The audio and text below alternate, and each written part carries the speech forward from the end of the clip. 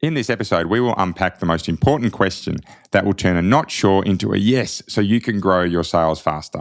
Welcome to Sales Growth Made Simple, the show helping 7 to 8 figure trade, construction, and industry sales and business leaders finally end the stress of inconsistent sales by simplifying your sales systems so your team can close more deals and grow faster. I'm your host, Ben Wright, and over the last 15 years, I've helped hundreds of trade and sales leaders grow their businesses and generate over $200 million in additional revenue by simplifying their sales processes. Let's get started. In this episode today, we're going to focus on 3 levers that we can work around to help us get more yeses and less nos around deals, or in particular, less I'm not sure. And for me, having been in sales for so long, the number of times I've had a customer say to me, leave it with me, I'm not sure what I'm going to do next, I'll come back to you. Oh, look, I can't count on 1,000 of me. And to be honest, in reverse, as a buyer, as we are all buyers in times in our life, I've certainly done the same thing to customers in reverse. Sometimes because I don't want to use them and I want to use others, but plenty of other times because I'm actually not sure what I want to do next. And I've certainly seen in teams that I've worked with, we have plenty of times when customers aren't saying, I'm not ready to go because they don't want to use them. Of course, there are plenty of times where they don't want to use them and this happens, but we're seeing lots and lots of, equally as many times where customers actually aren't sure what they want to do next. So they're not sure how they're going to get to that decision. And that is probably the first lever I think that's really impactful for today, is that often when we get a not sure from customers, it is because they're genuinely not sure. They don't know how to step forward. They haven't done this before. It doesn't matter what industry you're in, you will know more than your customer about what you're doing. It is very, very rare that I've seen a trade leader, a business leader, a salesperson walk in to be selling a deal to a customer where their customer knows more about them than that topic. So often we see these salespeople as being ones who can guide customers through their projects, but often don't have the courage or the time to be able to do that. So when we start to look at how we can be turning not sures into a yeses, for me, the most impactful thing we can do first is to ask questions. And we explored this across episode 205 and 206 around good types of questions to ask. But I think the most impactful one when we have a deal that's stalling is to ask someone what's getting in the way. What's stopping you from moving forward? Is there something that we need to work through to help you be able to say yes? Is there anything you're uncertain about? Is there someone else you need to talk to who needs more information? Have I not provided you with enough information? Right? There's lots of different ways we can be asking that question, but certainly when we're saying to a customer, hey, what's getting in the way?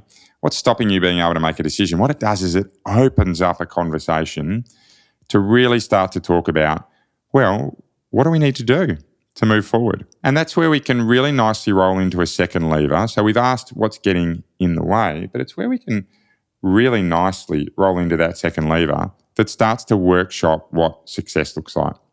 So let's say we're in the relocation game, right? The logistics game here. And we've got a customer who's not quite ready to forward. And we ask the question, hey, what's getting in the way? Is it the time it's going to take to move? Are you worried about some of your valuables being broken? Are you concerned that we haven't covered everything off?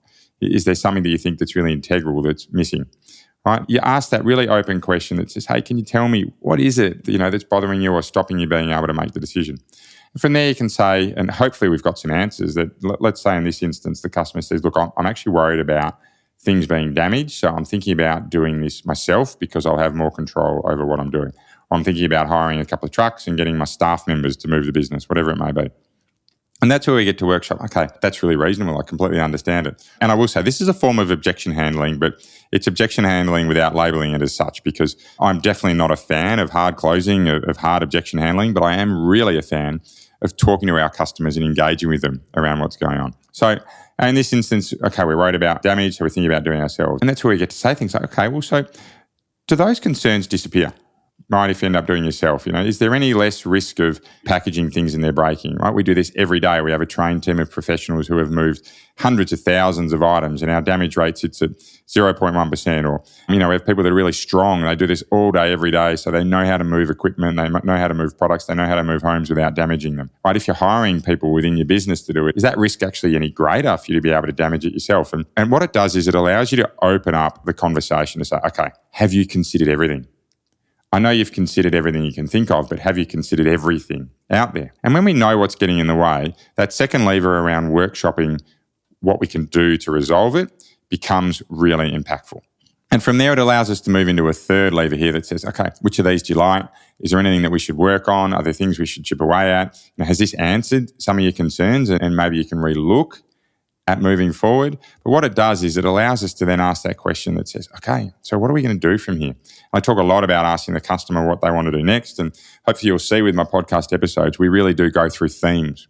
And I'll explore themes from some different angles in the hope that, having listened to 2 or 3 episodes with somewhat similar, but certainly expanded types of context, that you'll be able to take away some measured and some balanced conclusions to be able to roll things out yourselves. But in this instance, when we're talking about a deal that's slowed down, asking what's in the way, followed by workshopping what you could do to fix it, and then agreeing on a timeline to resolve it, right? By asking, what do you want to do next? When do you want to do it by? Who do you want to see? Can I get involved with that person? Let's make this meeting on this date, right? We're actually keeping some control of the deal, but also making sure that our customer is able to get everything that worries them or concerns them or can potentially get in the way off the table.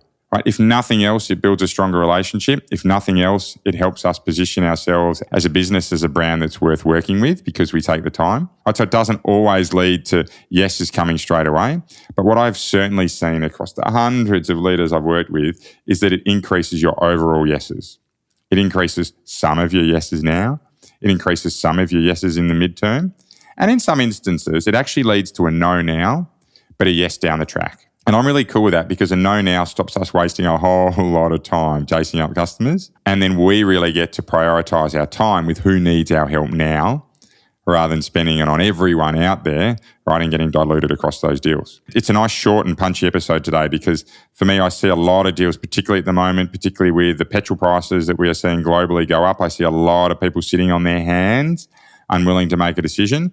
But when we can ask what's getting in the way, and look, even really topically, when the petrol conversation comes up, when we can ask what's getting in the way and someone says, I'm worried about fuel, that your prices are going to change because of fuel costs. Well, particularly in the moving game, we're then able to reassure someone that says, hey, we forward purchase fuel or our costs include fuel or, the fuel makes up 4% of your total cost of your deal here. So even if fuel doubled over the next, couple of months, we're talking about 4% difference in terms of your pricing, right? And, we can agree that we hold it fixed or I want you to be reassured that 4% isn't something we're going to come to you with a variance on, right? But it allows us, to really topically talk through what's going on and make things happen.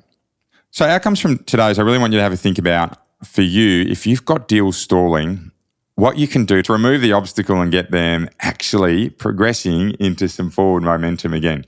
And the way I think we do that I certainly see a lot of businesses asking is ask about what's getting in the way, unpacking those solutions, and then workshopping times and what they're going to do to fix that. So if you're someone or if your business is struggling with that and you're not closing enough deals, then what I would say really clearly is if you don't change something now, you'll keep getting these same stressful results like over and over and over again. So we've set up a free quote audit for podcast listeners. That'll pinpoint exactly why you're not winning more jobs and then what you need to do to increase your close rates quickly.